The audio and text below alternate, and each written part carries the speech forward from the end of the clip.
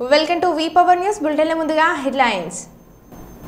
Mega DSC పై తొలి సంతకం చేసిన ముఖ్యమంత్రి చంద్రబాబు.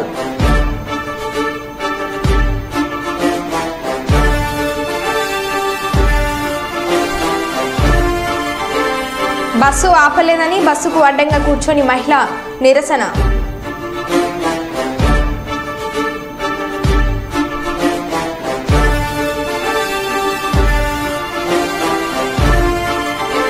ప్రమాద సంఘటన స్థలాన్ని పరిశీలించిన Ramagundam police commissioner M Srinivas IPS.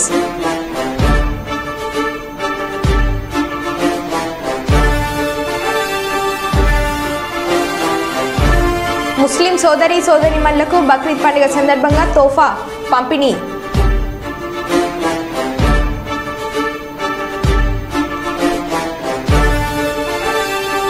Police స్టేషన్కి చేరిన ఆర్టీసీ బస్సులో లొల్లి.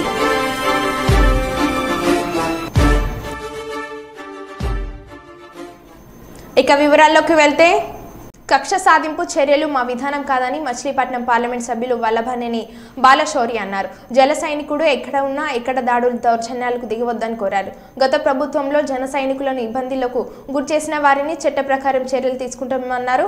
మచిలీపట్నం పార్లమెంట్ను అన్ని విధాల అభివృద్ధి పరచడమే తన లక్ష్యం అన్నారు. ఈ జన సైనికులందరికీ కూడా నేను ఒక విజ్ఞప్తి చేస్తా ఉన్నాను. మన పద్ధతి వేరు, మన వ్యవహార శైలి వేరు.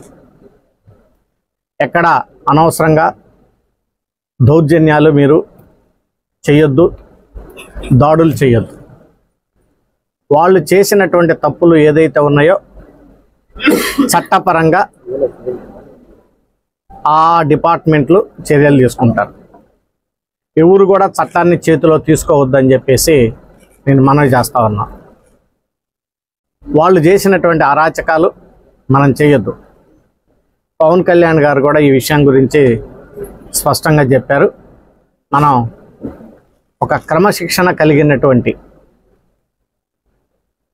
జన సైనికులుగా, కార్యకర్తలుగా మనం ప్రవర్తించాలనేటువంటిది ప్రతి ఒక్క జన సైనికుడిని నేను కోరుతా ఉన్నాను. అందరం కాన్సన్ట్రేట్ చేయాల్సింది అభివృద్ధి మీద.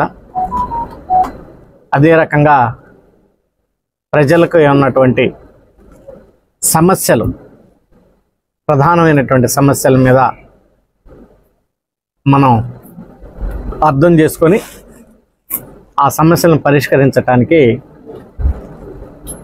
గెలిచిన అభ్యర్థులందరం కూడా కృషి చేయాలి. పవర్ ఫైనాన్స్ కార్పొరేషన్ ద్వారా లోన్ తీసుకొచ్చి పోర్టుని డెవలప్ చేస్తూ ఉన్నాం. ఒక 1.5 yearsలో నాకు తెలిసి ఆ పోర్టును కంప్లీట్ చేసి దాన్ని ఇక్కడ ప్రజలకు అంకితం చేస్తాం, జాతికి అంకితం చేస్తాం.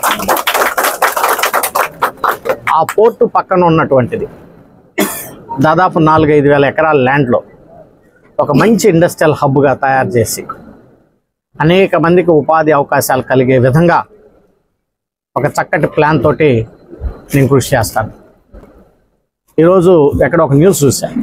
భారత పెట్రోలియం కార్పొరేషన్ వాళ్ళు ఈ రాష్ట్రంలో దాదాపు ఒక 3-4 రిఫైనరీస్ పెడదామని చెప్పేసి ఎక్కడ ఒక న్యూస్ చూశాను.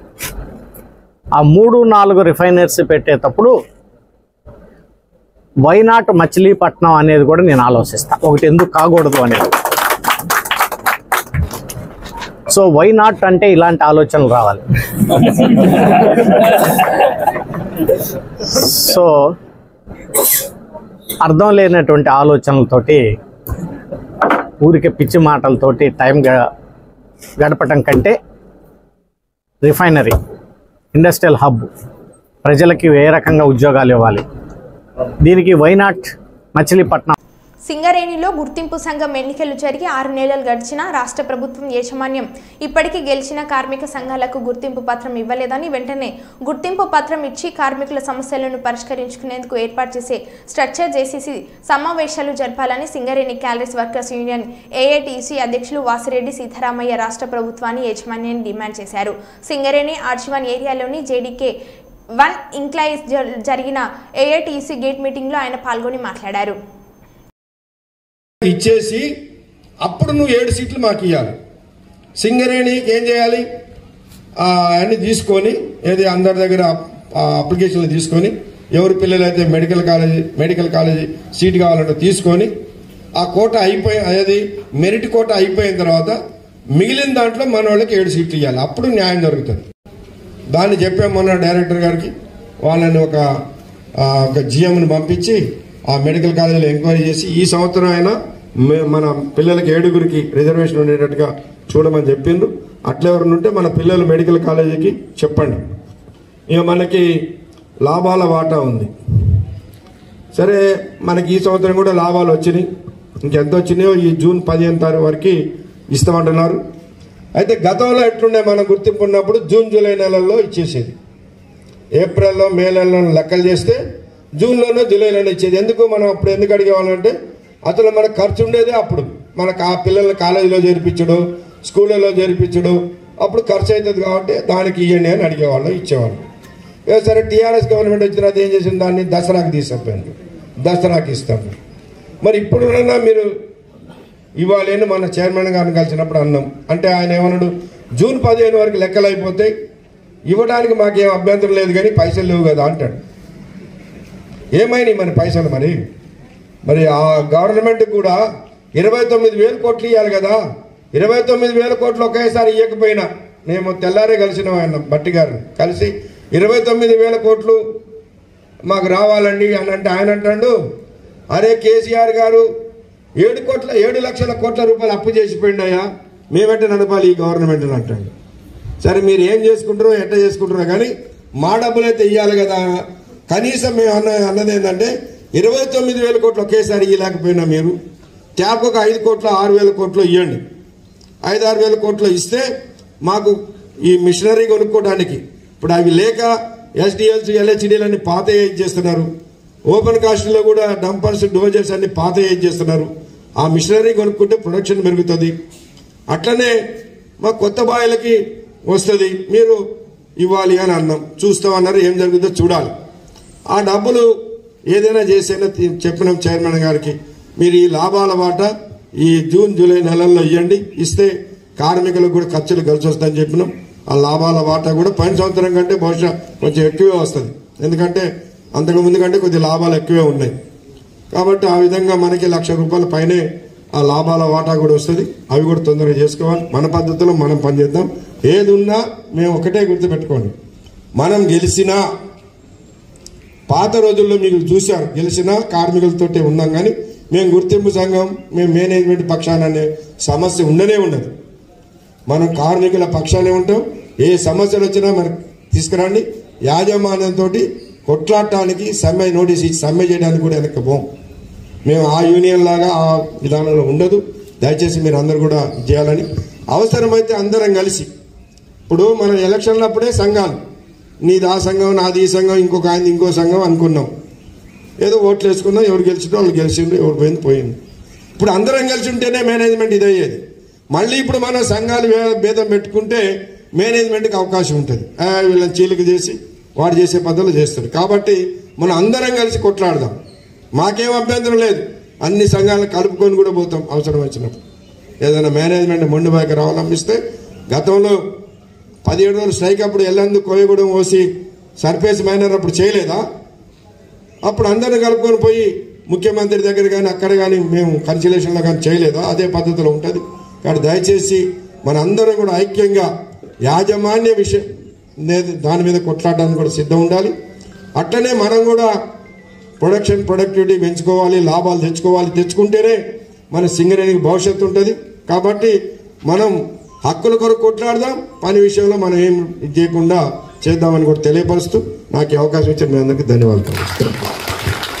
మెగా డిఎస్సీపై తొలి సంతకం చేసిన ముఖ్యమంత్రి చంద్రబాబు, ఏపీ సీఎంగా చంద్రబాబు నాయుడు బాధ్యతలు స్వీకరించారు. ఎన్నికల్లో హామీ ఇచ్చిన మేరకు మెగా డిఎస్సీపై ఆయన తొలి సంతకం చేశారు. అనంతరం ల్యాండ్ టైటిలింగ్ యాక్ట్ రద్దు, ₹4,000 పింఛన్ పెంపు, అన్న క్యాంటీన్ల పునరుద్ధరణ, నైపుణ్య గణన ఫైళ్లపై మొత్తం 5 సంతకాలు చేశారు. అంతకుముందు ఆయన సతీమణి భువనేశ్వర్తో కలిసి సచివాలయంలో ప్రత్యేక పూజలు చేశారు.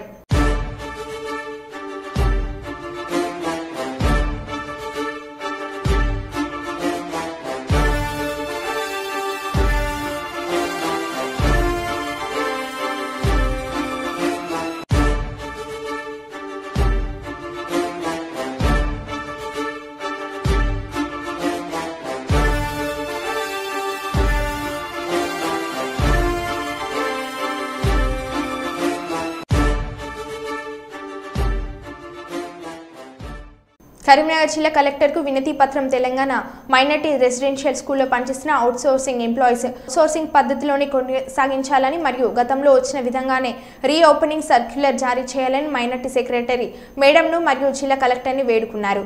Telangana minority residential outsourcing non teaching employees plumber cum electrician housekeeping security guard ఉద్యోగులు గత 9 సంవత్సరాల నుండి అవుట్సోర్సింగ్ పద్ధతులనే పనిచేస్తున్నారు.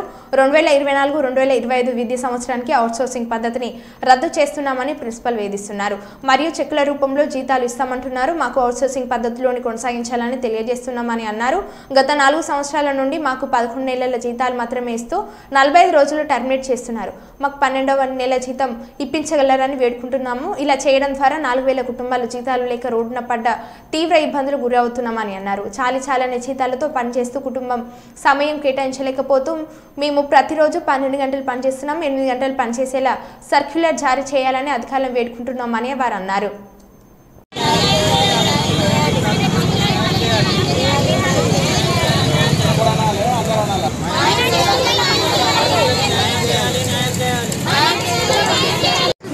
తెలంగాణ మైనార్టీ రెసిడెన్షియల్ స్కూల్స్లలో పనిచేస్తున్నాము. ఇందులో కేటగిరీస్ వచ్చేసి HKs, PCs and security guards. ఈ ముగ్గురిని కాంట్రాక్ట్ బేసిక్ అవుట్సోర్సింగ్ వ్యవస్థను రద్దు చేశామంటూ మమ్మల్ని డైరెక్ట్గా రిక్రూట్మెంట్ చేస్తున్నామన్నట్టుగా ప్రిన్సిపాల్లతోటి మాకు కాల్ చేపించి డ్యూటీలలో జాయిన్ చేశారు. కాకపోతే మాకు కాంట్రాక్ట్ బేసిక్ అవుట్సోర్సింగ్ వ్యవస్థలనే మమ్మల్ని కొనసాగించాలని చెప్పేసి మేము కోరుకుంటున్నాము.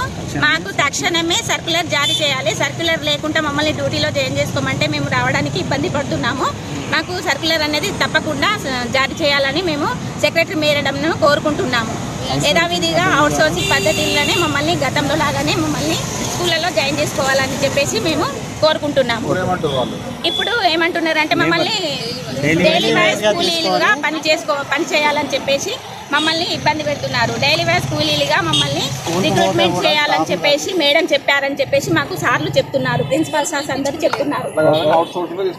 మమ్మల్ని అవుట్సోర్సింగ్ యథావిధిగా గతంలో ఏ రకంగా జరిగిందో అదే రకంగా మమ్మల్ని యథావిధిగా డ్యూటీలో జాయిన్ చేసుకోవాలని చెప్పేసి మేమందరం కోరుకుంటున్నాము. నా పేరు అక్కపల్లి శ్రీకాంత్ అండి. నేను మైనార్టీ రెసిడెన్షియల్ పాఠశాలలో 2016 నుంచి వర్క్ చేస్తున్నాము. అప్పటి నుంచి మమ్మల్ని అవుట్సోర్సింగ్ ఎంప్లాయీస్గా తీసుకొని ఇప్పుడు గత 20 రోజుల నుంచి 6 సమ్మర్ హాలిడేస్ రాగానే మమ్మల్ని పక్కన పెట్టేసి 1 మంత్ నుంచి శాలరీస్ ఇవ్వకుండా ఇప్పుడు సర్కులర్ మళ్ళీ ఇష్యూ చేయకుండా ఎంప్లాయీస్ స్కూల్కి పోతే కూడా స్కూల్కి రానివ్వకుండా మిమ్మల్ని పక్కన పెట్టినాం, మీకు చెక్ పద్ధతిలో శాలరీస్ ఇస్తాం అని చెప్పేసి మమ్మల్ని పక్కన పెట్టేసి మా చెక్ పద్ధతి వద్దు, మాకు చెక్ పద్ధతి వద్దు, ఎప్పటిలాగానే మాకు అకౌంట్లో శాలరీస్ ఇవ్వాలి, అవుట్సోర్సింగ్ లాగానే కంటిన్యూ చేయాలి. లేదు మేము అవుట్సోర్సింగ్గా కూడా కంటిన్యూ చేయొద్దని అనుకుంటే మాకు డైరెక్ట్ సొసైటీ నుంచి మైనార్టీ సొసైటీ నుంచే శాలరీస్ ఇవ్వాలి. మమ్మల్ని మాత్రం మాకు హెల్ప్ చేయాలని చెప్పేసి మా సెక్రటరీ మేడం కోరుకుంటున్నాము. రేవంత్ రెడ్డి గారిని కూడా కోరుకుంటున్నాము. మాకు శాంక్షన్ పోస్ట్ చేయాలి. మాకు ఇప్పుడు కొంతమందిని మా ఎంప్లాయీస్ని ఒక మూడు డిజిగ్నేషన్లను మాత్రమే వార్డన్లను, మన ఓఎస్లను, డిఓలను మాత్రమే శాంక్షన్ పోస్ట్ చేసి మమ్మల్ని హెచ్కేలను, సెక్యూరిటీ గార్డులను, మన పీసీఈలను వీళ్ళని మాత్రం నాన్ శాంక్షన్ పోస్టులు అని చెప్పేసి మమ్మల్ని పక్కన పెట్టేసారు. మాకు శాలరీస్ కూడా పెంచలేదు. 2016 నుంచి ఇప్పటి వరకు అదే 12,000 శాలరీలు 10,000 శాలరీలతో పనిచేస్తున్నాము. మాకు శాలరీస్ పెంచాలి, పిఆర్సీ వర్తించాలి, 30% పిఆర్సీ వర్తించాలి, ఏరియాస్ కూడా ఓకే చేసి మమ్మల్ని శాంక్షన్ పోస్టులుగా చేసి మా కార్మికులను గుర్తించాలని మేము కోరుకుంటున్నాము. పేరు అల్కపల్లి శ్రీకాంత్, సెక్యూరిటీ గార్డా. పోలీస్ స్టేషన్కి చేరిన ఆర్టీసీ బస్సులో లొలి. మంచిర్యాల నుండి కరీంనగర్ వెళ్లే బస్సులో విపరీతంగా రద్దీ ఉండడంతో ఒక మహిళ బస్సు మెట్ల మీద నిలబడింది. ఆర్టీసీ కండక్టర్ వద్దని వారించినా ఆ మహిళ వినకపోవడంతో చొప్పదండి పోలీస్ స్టేషన్కి తీసుకొచ్చి చెప్పించాల్సి వచ్చింది.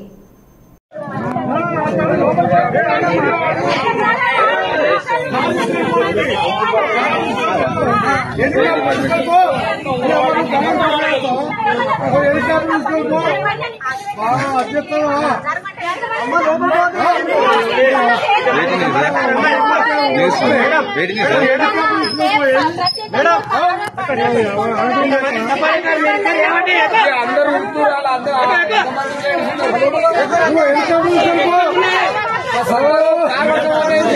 ఎన్ని కోట్లు ఉన్నాయో ఆ కోట్లలో ఎన్నిక తీసుకుపోయేది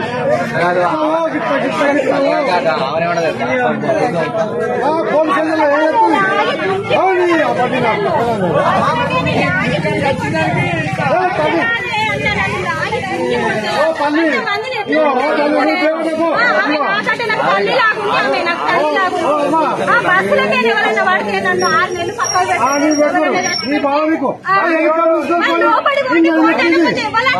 హెలికాప్టర్ పోవాలి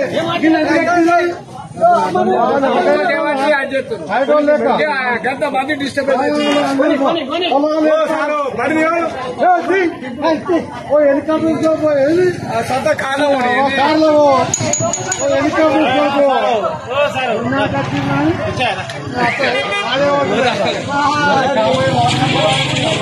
వరంగల్ బస్టాండ్ నుండి నెక్కుండా మహబాద్ వెళ్లే ఆర్టీసీ బస్సులో ఒక మహిళ తన ఇద్దరు కుమార్తెలను ఎక్కించారు. దివ్యాంగుడైన కుమార్ని లోపలికి ఎక్కించేందుకు సదరు మహిళ కిందకు బస్సు దిగగా బస్సు డ్రైవర్ ఆమె ఎక్కక ముందే బస్సును పోనిచ్చాడు. దీంతో ఆ మహిళ ఆటోలో బస్సు వద్దకు వచ్చి రోడ్డుపై బస్సుకు అడ్డంగా కూర్చొని నిరసన వ్యక్తం చేసింది.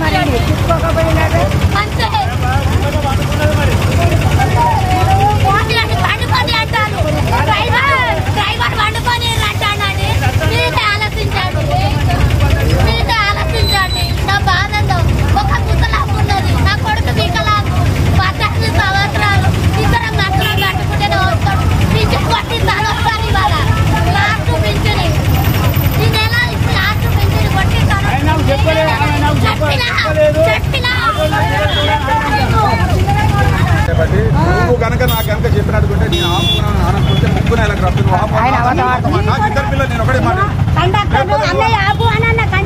లేకపోతే నేను అన్నా ముఖం పట్టుకున్నాను కండక్టర్ అంటే నువ్వు నాతో అంటే మాత్రం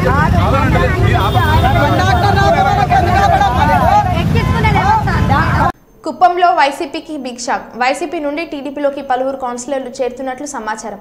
త్వరలోని నూతన మున్సిపల్ చైర్మన్ను ఎన్నుకుంటారని సమాచారం. కుప్పం పర్యటన ఈ నెల ఆఖరిలో చంద్రబాబు సమక్షంలో వైసీపీ కౌన్సిలర్లు తీర్థం పిచ్చుకోనున్నారు.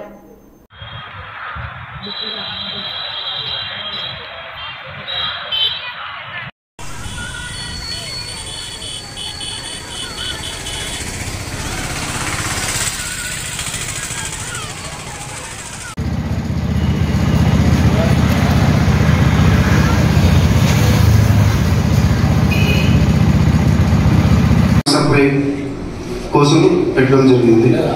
Subject number 22 7th ward Vaddipalli నందు డ్రైనేజ్ ఫెసిలిటీ కోసం పెట్టడం జరిగింది. Subject number 23 construction of 450 mm culvert across the BT road at subject number 30 same supply and delivery of computers and printers to Kuppam Municipal Office. Subject number 31 Pallapalli revenue village survey number చేసుకోవచ్చు. మళ్ళీ తీయాల్సిన అవసరం లేదు. అదే మున్సిపాలిటీకి ఒక revenue రావాలనే ఉద్దేశంతోనే అవన్నీ చేసుకుంటా ఉన్నారు. మనకి రెవెన్యూ వస్తే మనం ఇప్పుడు ఈ వర్క్ అన్ని చేయాలంటే ఏం చేయాలా? రెవెన్యూ అది ఏంటి కాదు రిజిస్టర్ లో జీవో వచ్చింది. రిజిస్ట్రేషన్ చేయాలని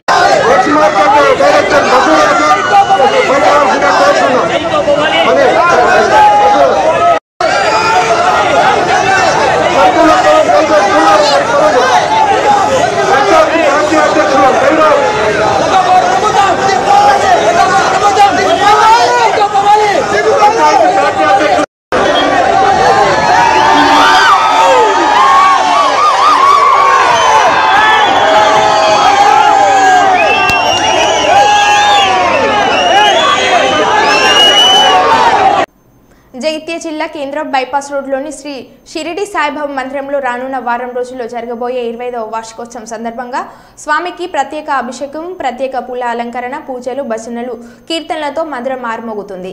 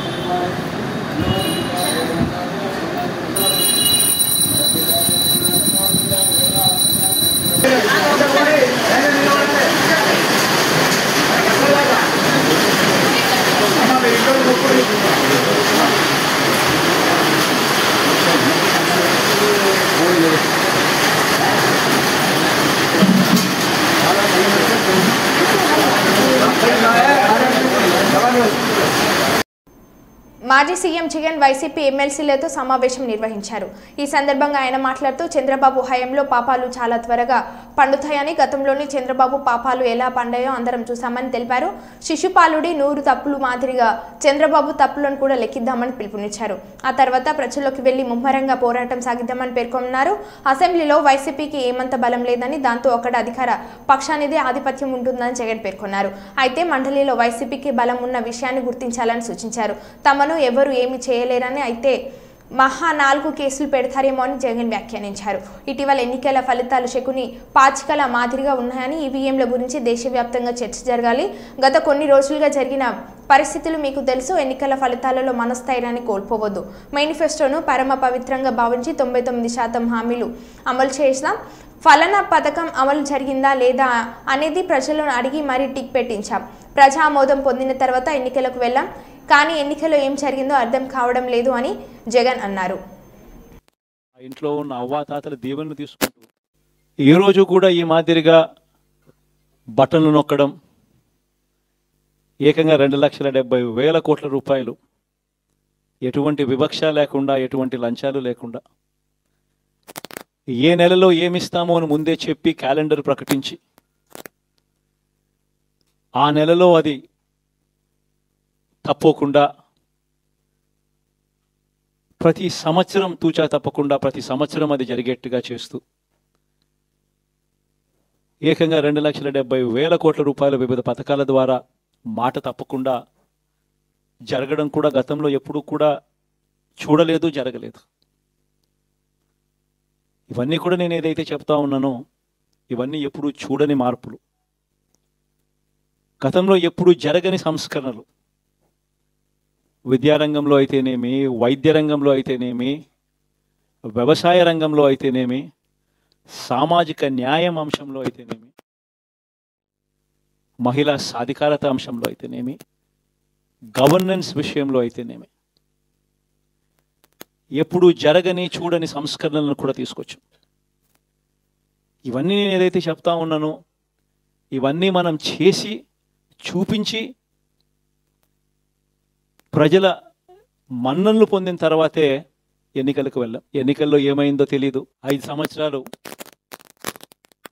కళ్ళు మూసుకుంటే సార్ అయిపోయింది. 5 సంవత్సరాలు. మళ్ళీ 2024 నుంచి 2029 కూడా అదే మాదిరిగానే కళ్ళు మూసుకుంటే 2029 కూడా కళ్ళు మూసుకుంటే వచ్చేస్తుంది. ఇది మనం గుర్తుపెట్టుకోవాల్సిన అంశం ఏమిటి? మరో బులెటిన్లో మళ్ళీ కలుద్దాం. Stay tune.